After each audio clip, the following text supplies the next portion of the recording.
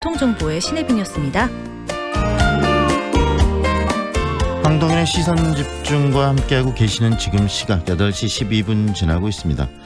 자유한국당을 제외한 여야 사당은 검찰 권력을 견제해야 한다는 인식에서 이른바 공수처법을 패스트트랙에 현재 올렸습니다. 그래서 4+1 지금 법안이라고 이야기도 하고 있고 그러는데요. 이후에 지금 패스트트랙 이후 지금 국회에서 이 본회의 의결을 앞두고 있습니다. 이 검찰 개혁의 핵심이라고 이야기하는 공수처 설치 그리고 검경 수사권 조정 이 법안들이 갖고 있는 내용을 좀 구체적으로 오늘 듣는 시간을 준비를 했습니다. 민주사회를 위한 변호사 모임 김준우 변호사 연결합니다.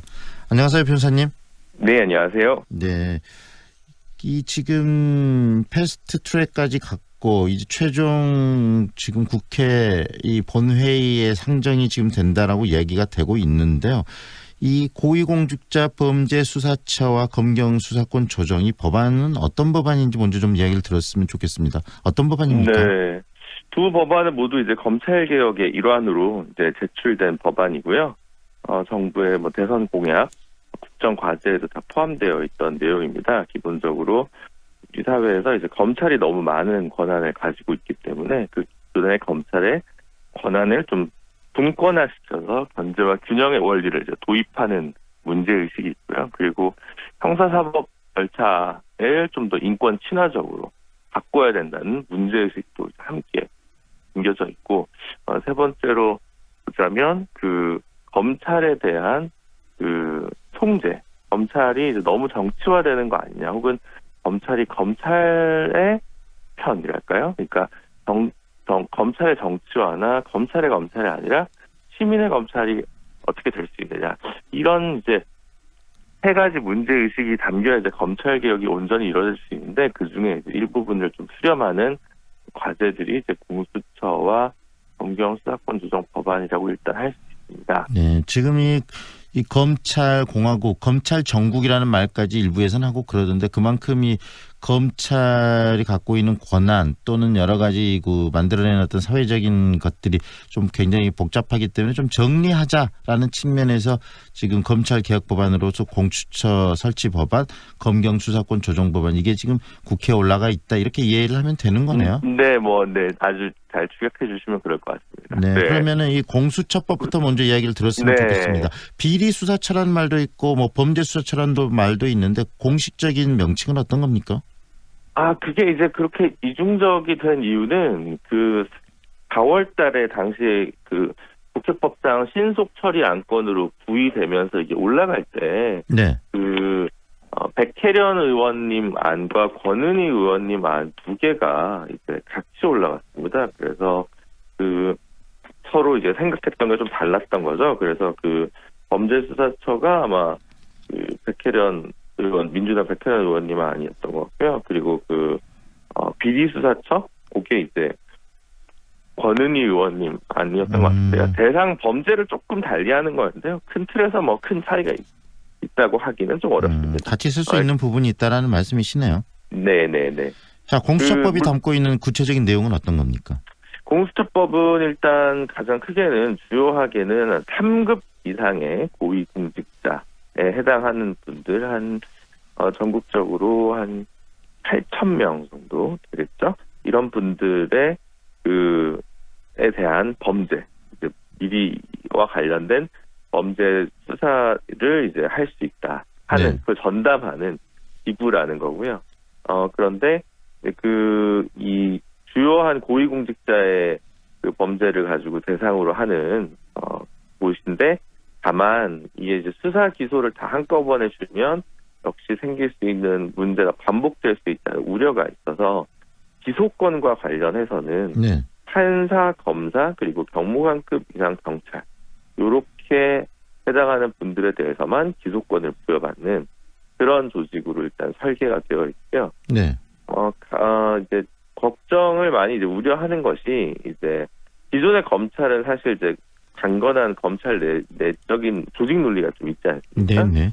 근데 이제 공수처가 새로 생기면 어떻게 보면 또 대통령, 청와대 하명 수사를 받는 전담 조직이 되지 않을까, 이런 우려들을 한쪽에서 좀 많이 하시는 것 같습니다. 네, 그 우려에 대해서 우리 변호사님은 어떤 생각이십니까? 근데 이제 그거는 어떤 검찰이든 이제 문제가 돼 왔고 그렇기 때문에 예전에는 특히 그런 문제이기 때문에 사실은 시민사회에서는 뭐 예전에 대검 중수부 같은 걸 해체하라 뭐 이런 얘기도 했던 거거든요. 네. 그래서 그 우려는 충분한데 그래서 사실 이 검찰이 정치화된 문제 중에 한 축은 인사권을 가진 청와대나 법무부 장관을 바라보고 그 정권 초기에는 정권 입맛에 맞는 수사를 많이 해서 문제가 되는 경우가 많았거든요. 네네. 그런데 지금 같은 경우는 그 공수처 처장을 임명할 때 임명이야 어차피 그 행정수반이 대통령이 임명할 수밖에 없겠지만 그 후보가 되는 사람 즉 2명 중에 1명을 대통령이 이제 임명하는 건데요. 네. 그 2명을 임명할 때 그 추천위원회가 구성이 됩니다. 추천위원회가 7명으로 구성되는데 네. 그중에 2명이 야당 몫이고요. 네. 그리고 이제 그중 7명 중 6명 이상이 찬성해야만 후보가 될 수 있습니다. 그래서 어느 정도 정치적 중립성을 위한 안전장치를 건 셈이고요. 이게 공수처장뿐만 아니라 이례적으로 공수처 검사가 이제 한 25명 정도 네. 임명이 되는데 그 25명 임명할 때도 이 야당 몫의 2명의 추천위원이 들어가서 네. 정리된다는 측면에서 어쨌든 인사 문제에 있어서는 어느 정도 정치적인 위험이랄까, 뭐 공정성, 중립성 논란을 좀 벗어나기 위한 고민이 담겨 있다. 그리고 공수처장 같은 경우에 뭐 이제 퇴임 후에 일정 기간 동안에 대통령이 임명하는 그 자리에 갈 수 없도록 또 설계되어 있는 부분도 네. 유념해서 보셔야 될 것 같습니다. 충분히 이 정치적 중립성을 담보할 수 있는 그런 장치들이 만들어져 있다. 현재 지금 의회에 상정된 법안 이렇게 보시는 거네요. 네, 뭐 기본적으로 그렇습니다. 다만 뭐 제도 운영상에서 또 미비점이 있다면 이후 또 보완하면 되겠죠. 네, 지금 자유한국당 그리고 또 검찰까지 나서서 이 검찰이나 경찰이 수사 중에 있는 그런 대상 중에 이 고위공직자가 있다면 그리고 또 그 공수처가 수사할 수 있는 대상들이 있다면 즉시 공수처에 통보해야 한다라는 좀 강제조항적 성격을 집어넣은 것. 이 부분에 대해서 네. 굉장히 반발이 거세되는데 그건 어떻게 보세요? 그러니까 이게 되게 어떻게 보면 이제 우스운 것이 공수처가 이제 그런 걸 하라고 전담 조직을 만들었는데 네네. 이제 현재 설계되어 있는 거면 이제 공수처에는 검사가 한 25명에 수사관이 한 40명 되기는 굉장히 작은 조직이거든요. 네. 그러면 이제 뭐 스스로 인지할 수 없는데 검찰이나 경찰은 이제 훨씬 큰 조직이니까 이런저런 투서나 뭐 정보가 많을 거 아닙니까? 네네. 그래서 이제 공수처한테 이런 정보가 있어서 일을 하세요라고 통보하면 그만인데 그러면 통보를 안 하겠다는 건 그냥 본인들이 기존의 권한을 계속 유지하겠다는 얘기거든요. 네네. 그래서 본인들이 이제 독소조항이라는 표현을 쓰는 것 같던데 네. 이제 독소조항이라는 표현을 쓰려면 이제 국민한테 독소조항이 돼야 되는데 이건 그냥 기존 검찰한테 독소조항이 되지 않나 싶어서 좀 검찰 스스로에 대한 평가 때문에 생긴 공수처인데 네네. 평가와 성찰이 좀 부족하진 않나 이런 생각이 좀 듭니다. 결국은 이런 반발들이 조직 방어 논리라는 말씀이시네요. 네네 그런 걸 보는 것 같습니다. 그리고 이 검사 자격 요건도 이야기가 됩니다. 처음에는 10년 이상의 어떤 자격을 갖고 있는 자였는데 5년으로 지금 단축을 했는데 줄였는데 그 부분이 너무 좀 약하다라는 지적이 있는데 그 부분은 어떻게 보세요? 그게 참 뭐 이게 특검을 예전에 박영수 특검 즉 박근혜 대통령 특검을 할 때도 그 수사관들 같은 경우는 이게 바로바로 한꺼번에 다 충원이 안 됐었습니다. 네. 사실은 그러니까 이게 그 변호사나 뭐 경찰이나 뭐 공무원 이상 했던 사람들한테 이제 이 자리가 이제 제한이 될 텐데 공수처가요. 근데 이게 공수처가 이제 여러 가지 뭐 논란이 있으니까 뭐 처장부터 거기 안에 있는 그 검사들의 임기가 이게 무슨 정년이 보장되진 않아요. 네. 이제 좀 뭐 3년이고 뭐 연임을 뭐 몇 차 할 수 있고 뭐 이런 식으로 좀 설계가 돼 있거든요. 네. 그래서 사실은 그 정년이 보장되는 공무원 자리도 아니고 또 이제 어떻게 보면 정치적 논란이 많을 수 있는 자리이기 때문에 요건을 너무 높여놓을 경우에 내년 이제 이게 통과가 되면 내년 여름 정도에 출범을 할 텐데요. 오히려 인원 구성이 그렇게 좀 쉽지 않을 수도 있습니다. 그래서 그런 고민이 있는 것 같고, 근데 이제 그 야당 쪽에서 이제 우려했던 것은 네. 애시당초 뭐 심지어 이제 뭐 제가 소속돼 있어서 이렇게 말씀드리기 좀 우습습니다만 뭐 네. 예를 들어 민변 변호사들이 대거 와서 문제가 될 거다. 뭐 이런 얘기들의 어떤 정치적인 뭐랄까요? 프로파간다랄까요? 그런 것들도 좀 많이 있거든요. 네. 근데 그런 것 때문에 이제 이게 그냥 변호사만 해가지고는 이제 갈 수가 없고요. 검사 같은 경우에는 이제 재판, 수사, 조사 업무를 한 사람들로 이제 요건을 제한을 한 겁니다. 네. 근데 이제 재판, 수사, 그리고 조사 이런 것들을 네. 했던 경력을 10년까지로 다 해놓으면 실제로는 검사 출신, 판사 출신 네네. 외에는 거의 갈 수가 없는 거죠. 네네네. 그렇기 때문에 이제 그런 것 때문에 조금 더 실질적인 인력 수급이랄까요. 네. 그런 걸 원활하게 하기 위해서 낮춘 거지. 애시당초 이제 소위 민변 이런 분들을 이제 많이 받을 거면 그런 요건 자체를 주지도 않았겠습니까? 네. 네. 그리고 하나 더 궁금한 게 이제 또 검찰 개혁의 핵심이라고 이야기되는 검경 수사권 조정 아니겠습니까? 어떤 식으로 바뀌는 거죠? 기존과 이 변화되는 것 좀 설명 좀 해주세요. 어떤 분들은 이제 많은 게 바뀐다고 생각하고 어떤 분들은 별로 바뀐 게 없다고 얘기를 할 수도 있는데요. 네.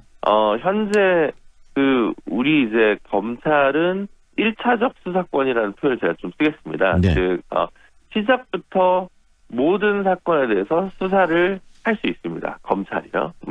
물론 경찰도 할 수 있습니다. 근데 경찰이 사건을 시작했어도 검찰이 지휘권을 발동하면 무조건 이게 다 검찰로 넘어갑니다. 그러면 어떻게 됐냐면 사실은 중요한 사건이거나 아니면 그냥 검찰이 뭔가 관심을 갖게 되는 사건에 대해서는 전부 검찰이 1차적으로 수사를 하게 됩니다. 네네. 이 수사랑 기소를 같이 그 권한을 함께 갖고 있는 경우가 사실은 그렇게 많지가 않습니다. 전 세계적으로요. 네네. 근데 이제 실제로 독일 같은 경우는 우리 형사사법 절차 모델의 어떤 원형이 되는 국가 중에 하나인데 네. 여기서도 이제 수사할 권한을 검사들이 갖고는 있습니다만 독자적인 수사 인력을 확보하고 있지는 않습니다.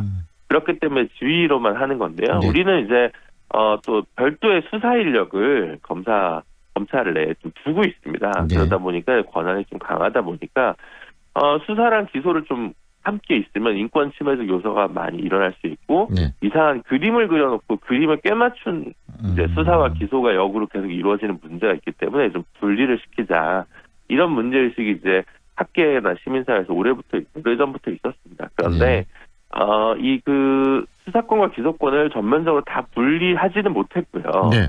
일단은 중요 범죄에 대해서는 여전히 검찰이 이제 수사권을 갖되 일반 범죄라고 하는 것에 대해서는 일단 전부 경찰이 수사를 다 종결한 후에야 검찰에서 추가 수사나 재수사 요구를 할 수 있을 정도로 정리가 된 건데 사실 현재도 대부분 이렇게 흘러가고 있습니다. 네네. 예.